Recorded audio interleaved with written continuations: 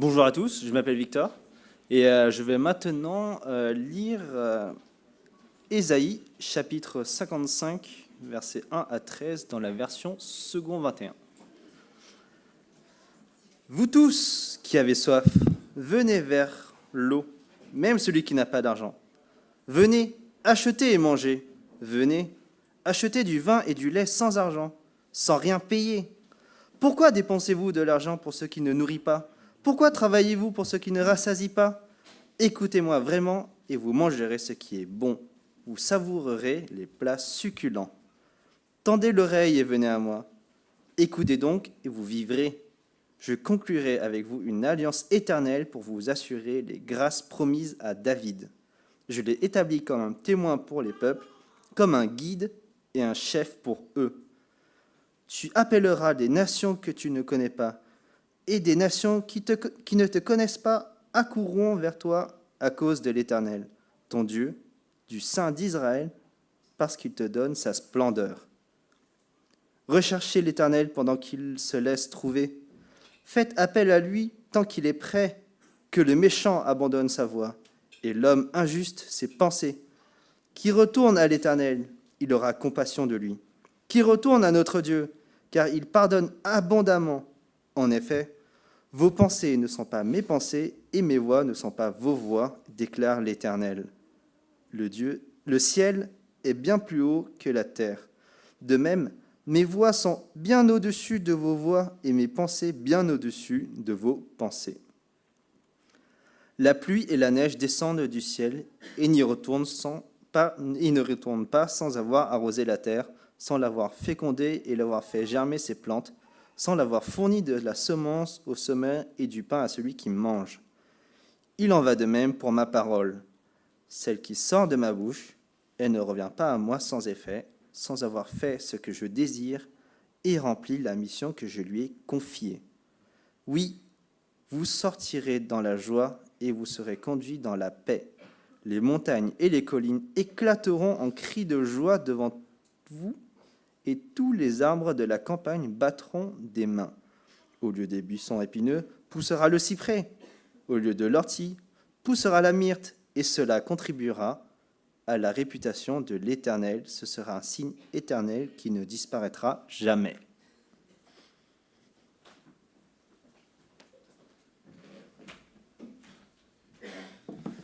Merci Victor. Bonjour à chacun. Moi, je m'appelle David Niblack, je suis le directeur à l'Institut biblique de Genève.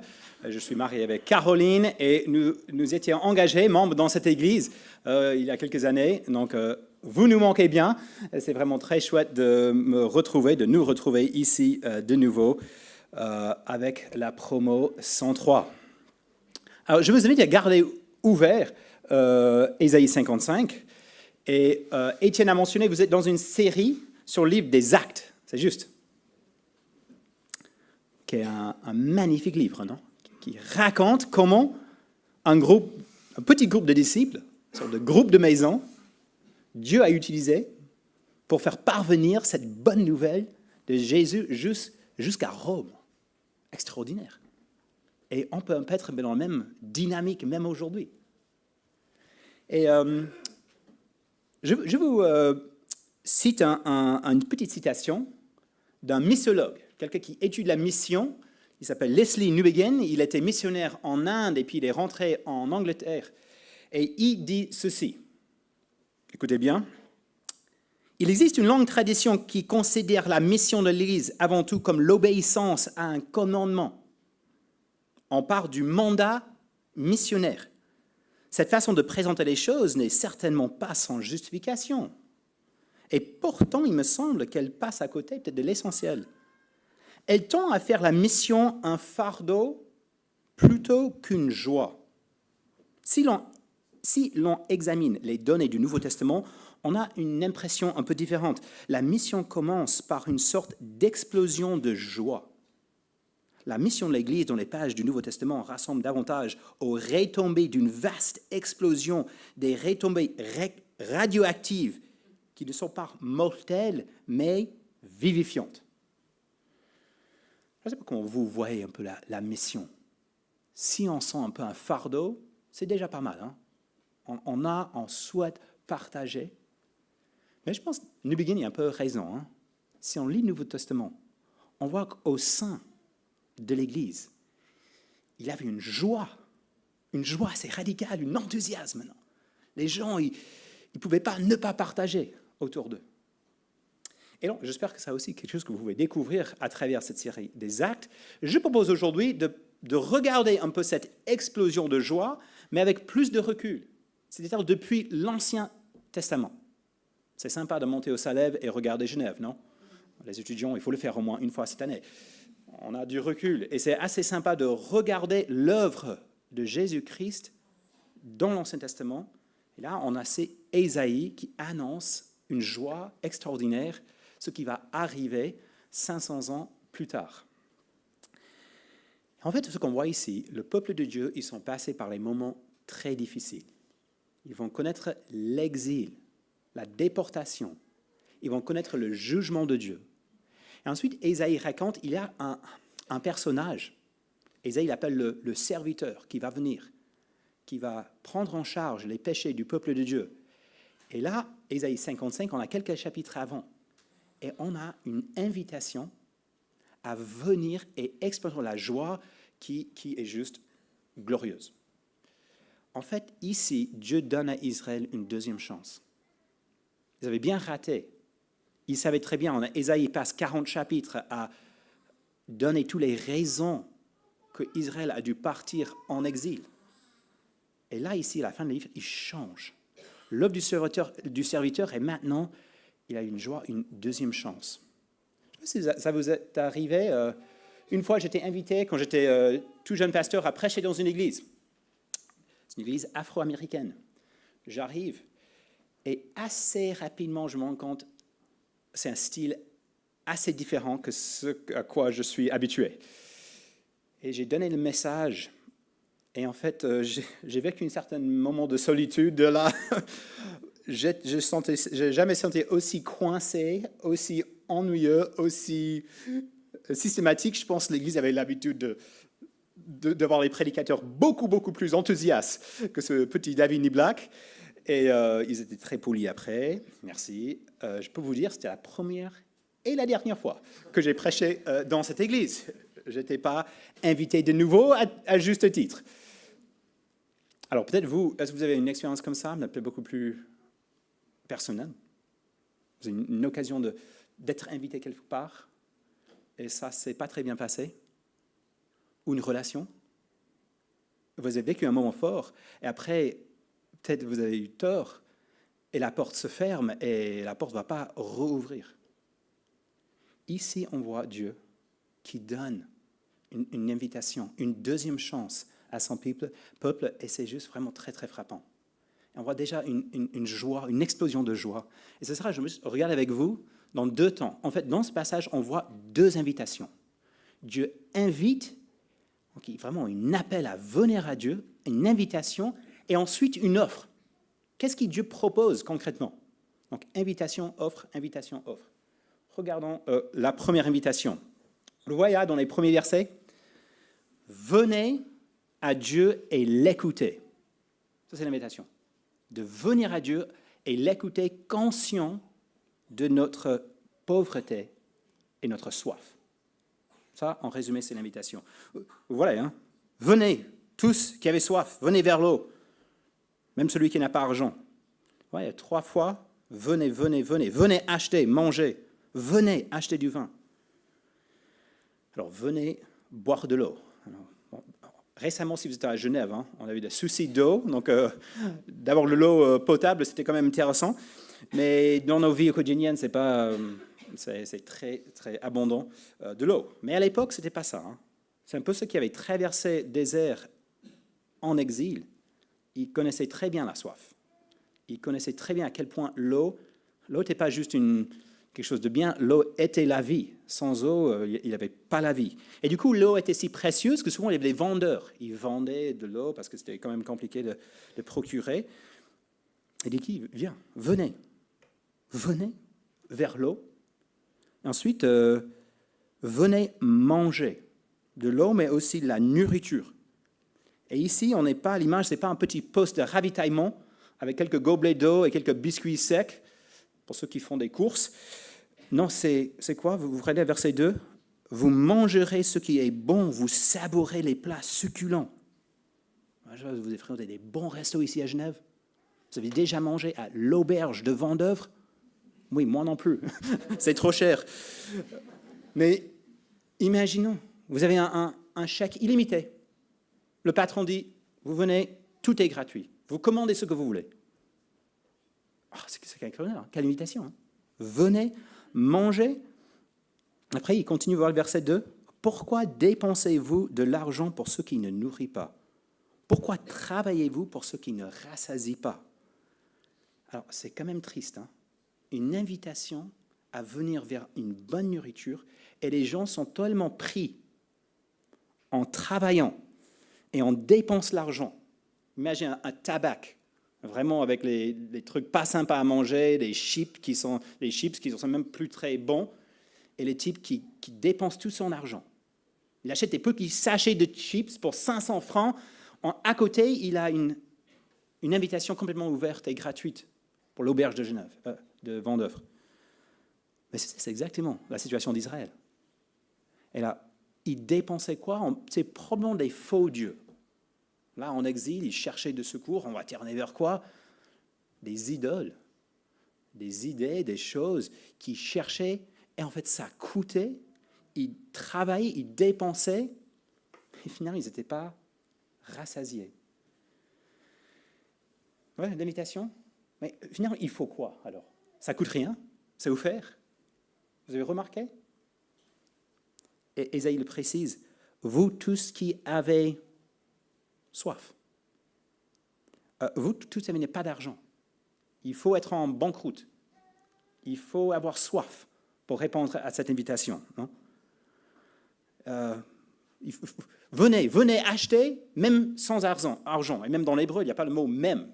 Vous qui n'avez pas d'argent, vous, venez et achetez une bonne nourriture. Ce n'est pas très genevois, ça, non? Il faut être pauvre. Il faut avoir soif pour répondre à Dieu. Mais je pense sur le plan spirituel, c'est une réalité très présente. Vous vous rendez compte, le danger n'est pas qu'on passe des moments où on a soif pour Dieu, où on se sent démuni, on sent qu'on a peu de ressources. Ce n'est pas ça le danger fondamental. Le danger, c'est qu'on arrive nous-mêmes à plus ou moins gérer notre soif. On est tellement dans le « je dois payer, je dois travailler » qu'en fait, on n'arrive pas à écouter et à saisir cette invitation. Et je pense que c'est le cas autour de nous. Et peut-être même, il y a des personnes ici, c'est la question que je veux poser ici. Ésaïe veut vous poser cette question. Pourquoi vous travaillez pour ceux qui ne rassasient pas? C'est triste, hein, de bosser, de travailler. Est-ce qu'il y a une joie dans votre vie? Est-ce que ces choses pour lesquelles vous mettez beaucoup de temps sur les écrans, peut-être dans le temps libre, en écoutant, en regardant, est-ce que ça vous donne vraiment une joie profonde? Peut-être ce matin, Dieu est en train de vous dire, venez, j'ai autre chose pour toi. Quelle invitation on a ici, hein? Vous avez compris l'invitation? Alors concrètement, c'est quoi l'invitation? C'est venir écouter. Vous voulez verset 3? Tendez l'oreille et écoutez. Alors on ne parle pas de l'eau physique ou la nourriture. En fait, c'est une soif pour les paroles finalement. C'est une soif pour une relation. C'est ce que Dieu pose ici. Et c'est vrai, on est tous en train d'écouter quelqu'un, hein, dans nos vies, dans nos journées. Souvent, c'est nous-mêmes, non? Souvent, la personne que moi, j'écoute le plus, c'est Davini Black, tac, tac, tac, ou autre chose. Les gens que je trouve sont des bons modèles, mais on écoute. Et c'est très facile de travailler, dépenser en voulant écouter, mais sinon on passe à côté de ce Dieu qui nous invite à l'écouter lui-même. L'invitation. Alors, regardons un peu l'offre. Alors, venez, mais qu'est-ce que Dieu propose? Vous voyez dans le verset 3, « Je conclurai avec vous une alliance éternelle pour vous assurer des grâces promises à David. » Quand même extraordinaire, hein? Vous serez invités à une relation sûre avec moi. Hein? C'est ça l'idée d'une alliance, c'est une promesse. comme un mariage. Le mariage, c'est une promesse, une alliance. Ici, je conclurai avec vous une promesse, une alliance, une relation solide et sûre pour vous assurer des grâces promises à David. Vous savez, quand vous montez dans un avion, la hôtesse d'air, elle souhaite bienvenue dans l'avion. C'est une sorte d'invitation. Bienvenue, venez ici, venez vers les sièges. Pour moi, c'est les sièges tout derrière en économie. Mais en tant qu'enfant, est-ce que vous avez eu l'occasion d'être invité par le pilote dans le cockpit? Je sais qu'une fois, ça m'arrivait, j'avais 10 ans, c'était génial, tous les boutons. J'étais invité vraiment dans le cockpit avec le pilote. Et quand Dieu dit ici, je vais conclure une alliance avec vous pour vous assurer des grâces que j'ai promises à David, ce n'est pas juste derrière, une petite place tout derrière, non. Il nous invite au cœur de son projet.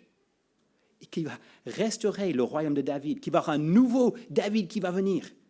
Et on sera invité à partager les grâces que Dieu avait promises même avant. Ensuite, c'est intéressant. Vous voyez le verset 4, il change. Maintenant, il n'use plus le vous, mais le tu. En fait, là, les commentateurs pensent que maintenant, il parle, il s'adresse à ce nouveau David. Je t'ai établi comme témoin pour les peuples, comme un guide et un chef pour eux. Tu appelleras les nations que tu ne connais pas, et des nations qui ne te connaissent pas accourront vers toi à cause de l'Éternel.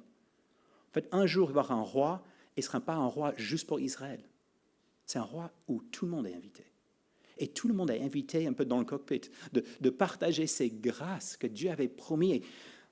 Pour les Juifs à l'époque, David, c'était le point culminant un peu du royaume d'Israël. C'était le moment de gloire. Le roi qui était un roi selon le cœur de Dieu. Et ici, Ésaïe dit un nouveau roi, un roi comme David, et l'invitation sera ouverte pour tout le monde. Alors, il s'agit de qui? On est 500 ans avant ce roi, mais 500 ans plus tard, il est né à Bethléem, Jésus-Christ lui-même, qui a accompli parfaitement ce rôle de roi promis, même avant, dans l'Ancien Testament. Et c'est beau, ce que Jésus dit au milieu de son ministère, Jean chapitre 7. Il a la fête de dédicace. Le dernier jour, je lis verset 37, le dernier jour, le grand jour de la fête, Jésus se tenant debout s'écria, « Si quelqu'un a soif, qu'il vienne à moi et qu'il boive. » Jésus reprend cette même idée. Moi, je suis capable de vous donner de l'eau. Venez à moi, trouvez une vraie satisfaction. Écoutez-moi, c'est moi qui accomplis cette promesse. C'est extraordinaire ce que ce Dieu nous offre. Et du coup, c'est une invitation pour nous aujourd'hui, c'est valable. Jésus nous invite aujourd'hui à venir vers lui, à trouver quelque chose, un roi qui n'est pas comme les autres, un roi d'amour, un roi de grâce, un roi de sagesse, un roi qui pardonne. Et l'invitation est ouverte. C'est beau, un commentateur a écrit « Là où Dieu donne la grâce, il donne d'abord la soif de la recevoir. Et là où il a donné la soif de la recevoir, il la donnera. » Et je sais pas comment vous traversez ce matin, mais peut-être il y a des moments un peu difficiles. Vous avez comme une petite expérience d'exil, où vous vous sentez un peu perdu, ou de difficulté. Et aujourd'hui, Jésus-Christ, de nouveau, vous ouvre la porte. Il y a une deuxième chance, il y a une troisième chance, une quatrième chance. Il dit, venez, de l'eau vive, elle est là. Venez m'écouter et découvrir ce roi qui est si différent. Première invitation. Deuxième invitation, si on continue dans le passage, c'est une invitation pas seulement à écouter, mais à changer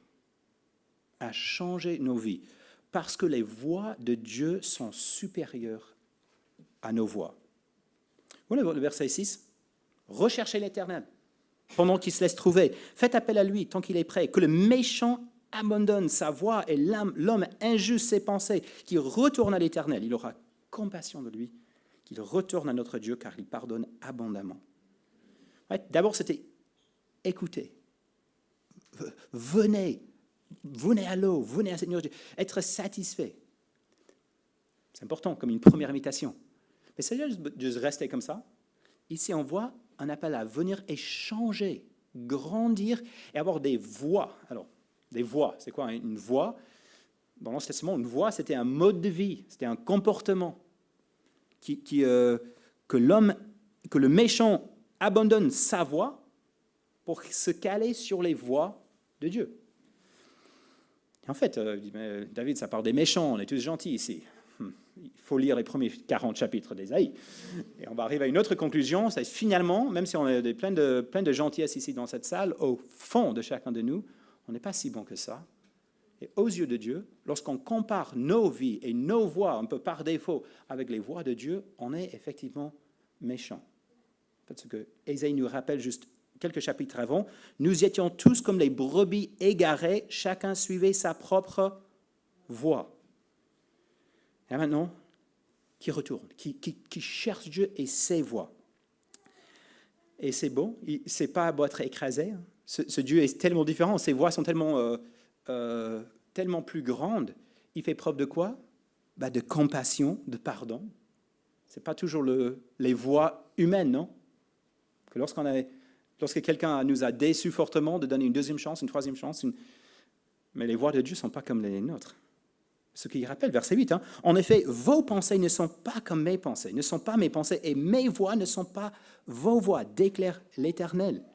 Dieu est tellement plus bon, tellement plus grand, qu'il est plus grand que nous. Comme le ciel est plus haut que la terre, de même mes voies sont au-dessus. Et une certaine distance entre la terre et le ciel. Si vous montez au Salève, ça semble, on est en altitude. Mais en fait, si vous prenez l'avion, vous vous rendez compte que en fait, le Salève, c'est juste une toute petite bosse. Et l'avion, on n'est même pas vraiment du tout au ciel. Une distance immense. Mes voies ne sont pas comme vos voies. Et du coup, je pense que ce n'est pas toujours évident pour nous, non? De dire, OK, moi je dois aligner ma vie selon les voies de Dieu. Quand j'avais 18 ans, j'ai fait 2 ans des leçons de violon. Mes parents m'ont offert de payer ça, je dis OK, pourquoi pas. Je me souviens très bien, la première classe. La prof était là, OK David, voici comment il faut tenir le violon. Pour moi, je trouvais que c'était évident, hein. Tu prends dans la main comme ça. Elle m'a montré, il faut le petit doigt courbé comme ça, la pouce comme ça, juste comme ça. Je me souviens, honnêtement, j'ai dit, c'est juste pas possible. C'est une position tellement pas naturelle, c'est juste impossible que les gens les jouent vraiment comme ça. Elle m'a juste dit, OK, maintenant, comme ça, David, c'est comme ça que tu vas jouer. Comme ça. Mais si vous regardez un bon violoniste, comme Han ici, vous allez voir, elle a exactement cette position. En fait, ça s'apprend. Et si tu fais un peu à la Davini Black, juste comme ça, quand j'avais 18 ans, jamais tu seras un bon violoniste. Et vous savez, les voix de Dieu comme ça, parfois, au début, ça me semble tellement pas naturel, tellement étrange, mais c'est normal. Hein? Les voix de Dieu sont supérieures. Lui, il pardonne et il nous demande à notre tour de pardonner. Et je peux vous dire, ce n'est pas naturel. Ce n'est pas les voix humaines, ah oui, c'est normal, ok, pardonnez quand quelqu'un m'a fait beaucoup de mal. Mais là, c'est les voix de Dieu. Et là, Dieu nous invite à changer, de revenir à lui, d'expérimenter ses voies. Et du coup, c'est une question pour vous. Est-ce que vos vies sont marquées par les voies de Dieu? Ou peut-être là, quelle est la voie où Dieu veut que tu suives un peu plus? C'est sûr qu'il y a des choses. Et là, il vous invite à vivre ce changement, à avoir une vie transformée, petit à petit. Et peut-être c'est des habitudes de lecture, des habitudes avec votre temps libre. Peut-être c'est l'engagement dans l'Église, de voir à quel point l'Église est importante. Selon la voie humaine, vous dites, pas trop, j'aime bien fréquenter un peu le dimanche matin, mais faire plus, c'est pas trop pour moi. Mais est-ce que c'est les voies de Dieu? Peut-être c'est une relation qui, tu sais très bien, ce n'est pas les voies de Dieu. Et Dieu t'invite ce matin à changer de voie afin de refléter davantage ses voies et ses intelligences. Et puis on a une offre, hein, l'invitation. Venez écouter, et partie des grâces promises à David, la première invitation. Deuxième ici, invitation, et quelle est l'offre? Et là, on voit que Dieu va agir dans nos vies, et c'est sûr, par sa parole. Et là, on a ces magnifiques versets, vous voyez à partir du verset 10. La pluie et la neige descendent du ciel et n'y retournent pas sans avoir arrosé la terre, sans l'avoir fécondée, avoir fait germer ses plantes. sans avoir fourni la sémence au semeur et du pain à celui qui mange, il en va de même pour ma parole. Celle qui sort de ma bouche, elle ne revient pas à moi sans effet. C'est beau. Alors ce verset est souvent cité lorsqu'on fait la distribution des traités, non? On va distribuer les paroles de Dieu et ça ne va pas revenir sans effet. Pourquoi pas? Il y avait un missionnaire, je pense américain d'ailleurs, qui avait fait par avion, il avait balancé les traités parmi les tribus un peu non atteints avec l'évangile, disant la parole de Dieu ne revient pas sans effet. Bon, il faut juste qu'il n'a pas chopé quelqu'un sur la tête avec un gros traité. Bon. Mais alors, dans le contexte ici, est-ce que c'est ça? Pas tout à fait. Hein. Ici, c'est une invitation à écouter Dieu, hein. Vraiment de laisser la parole de Dieu entrer dans nos cœurs, entrer dans nos vies, et Dieu promet, il va agir par sa parole. Sa parole est très puissante. Je pense que c'était Sarah Cotreau, qui est une missionnaire ici, elle travaille au Niger, envoyée par cette église. Je pense que c'est elle qui m'a raconté, c'est impressionnant. Là, au Niger, hein, donc ce n'est pas le cas ici en Suisse, mais au Niger, tout est sec, tout est désert, il y a zéro, hein, c'est la terre. Et quand ça pluie, ça ne fait pas beaucoup de temps après, ça pousse et c'est fleuri, c'est juste impressionnant, comme la pluie change radicalement le paysage au Niger dans les temps des pluies. Et là, on est plus proche de ce contexte-là dans Ésaïe. Il connaissait l'exil, il connaît le désert très sec. Et Dieu dit, ma parole, elle est comme la pluie et la neige. Elle fait pousser plein de choses. Et elle ne va pas revenir à moi sans avoir fait effet. Et quelle promesse pour nous, hein. Dieu va agir, il va faire pousser dans nos vies, et peut-être des endroits très secs, des endroits où on a connu les blessures, des endroits où on a passé par les moments un peu d'exil, sa parole peut faire pousser plein de verdure. Et en fait, continuez, quelle est cette verdure? Quel est ce fruit? Vous voyez dans le verset 12, vous sortirez dans la joie et vous serez conduits dans la paix. Les montagnes et les collines éclateront en cris de joie devant vous et tous les arbres de la campagne battront les mains. Quelle image! Dieu va faire quelque chose. Dieu va agir de manière, il va produire une joie qui dépasse même le cadre de cette création. C'est symbolique, mais je pense que ça part de quelque chose de bien plus grand. C'est juste pas la joie d'un bon repas, hein, mais les arbres vont battre leurs mains. C'est quelque chose qui dépasse ce cadre de la création, une joie hors les réalités juste terrestres et humaines. Et enfin, et cela contribuera à la réputation de l'Éternel. Ce sera un signe éternel qui ne disparaîtra jamais. Ça, c'est bon. Hein? Dieu va se faire une réputation, comment? Par la joie de ses enfants. La joie de ses enfants qui ont même connu l'exil, qui ont connu le désert. Il va, par sa parole, produire une joie chez eux. Un footballeur, il fait quoi? Comment une réputation? Hein? Il marque des buts, hein, il est très fort. Ou une Instagrammeuse, être vraiment des modèles de mode. Non, et ce Dieu, comment il fait une réputation? On donne une deuxième chance. En produisant la joie parmi ce peuple qui n'a rien à offrir. Pas d'argent, juste soif et la pauvreté. Et il dit, moi, je vais produire la joie. Vous sentez un peu l'explosion? Dieu va aller faire quelque chose et ça va envoyer, ça va exploser. Et si on continue dans la Bible, c'est un peu ce qu'on voit, non? Cette parole, qui aurait cru? La parole, Jean, l'évangile de Jean, il commence comment son évangile? Au commencement était la parole. La parole, qu'est-ce qui s'est arrivé? Dieu a juste parlé? Non, la parole s'est faite chair. En fait, finalement, la parole de Dieu s'est manifestée ultimement dans une personne qui est venue. Une personne qui est venue à dire, si vous avez soif, venez à moi. Et en fait, il a prouvé. Hein. Lui, il a quitté tous les conforts. Lui, il a quitté le cyprès, toute cette joie au ciel, pour prendre, lui, les buissons épineux, jusqu'au point d'avoir une couronne d'épines forcée sur son front. Vous savez, l'évangile de Jean qui parle pas mal de l'eau sur la croix, tu sais, une des paroles de Jésus sur la croix, j'ai soif. Tu sais, Jésus a pris notre soif parce qu'il a pris notre place. Le roi promis est finalement le serviteur d'Ésaïe, celui qui s'est chargé de nos péchés est ce nouveau roi de David. Et on le voit dans le ministère de Jésus. C'est le roi parfait qui est jusqu'au bout et qui a pris sur lui nos péchés, notre soif, notre rébellion, afin qu'il peut nous dire, venez à moi, vous qui n'avez rien du tout, et je vous donne ma gloire. Je vous partage. Et en fait, 3 jours plus tard, il s'est ressuscité. Il a brisé la mort, il a brisé le jugement final du péché.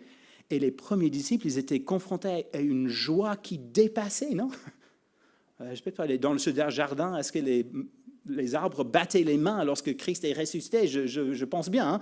Au moins, cette pierre, elle était roulée, quoi. Et puis Dieu est sorti avec une joie qui dépassait un peu les réalités terrestres et qui était au cœur de la communauté chrétienne. Vous voyez l'explosion? Et j'espère que dans nos vies, il y a des petits échos, que cette joie était une réalité pour nous, que Jésus nous donne, qu'au sein de cette Église, qu'au sein de nos vies, ça ne veut pas dire que la vie est toujours facile, hein, loin de là, ça ne veut pas dire qu'on est toujours souriant, mais je pense qu'on peut quand même connaître cette joie. Et du coup, je vous invite, comme Ésaïe, venez.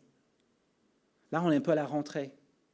Cette année académique, mettez du temps à part pour venir et écouter Dieu. À la lumière de ce que Jésus a fait, il nous propose un repas tellement bon. Il n'est pas là pour nous juger, mais pour nous satisfaire. Et aussi pour changer. Venez être changés par lui. Calez vos vies plus sur les voies de Dieu et pas les voies humaines. Et aussi, c'est une prière pour les étudiants enseignants, que cette année à part, que la parole puisse être comme cette pluie qui puisse pousser de la verdure, des fruits et même la joie. Cette joie que Jésus seul donne. Amen. Je vais prier. Et ensuite, on a 2 étudiants qui vont donner 2 petits témoignages. Donc, je vais inviter Sylviane et Anthony à venir et ils vont partager 2 petits témoignages. Mais avant, je vais prier. Seigneur, merci pour Jésus et cette invitation à revenir à toi. Et Seigneur, je prie peut-être des gens ici, ils savent qu'ils sont un peu en froid ou ils ne se sentent pas bien connectés à toi. Seigneur, que tu puisses leur parler, qu'ils puissent venir et revenir à toi, écouter ce qui est bon et trouver cette joie.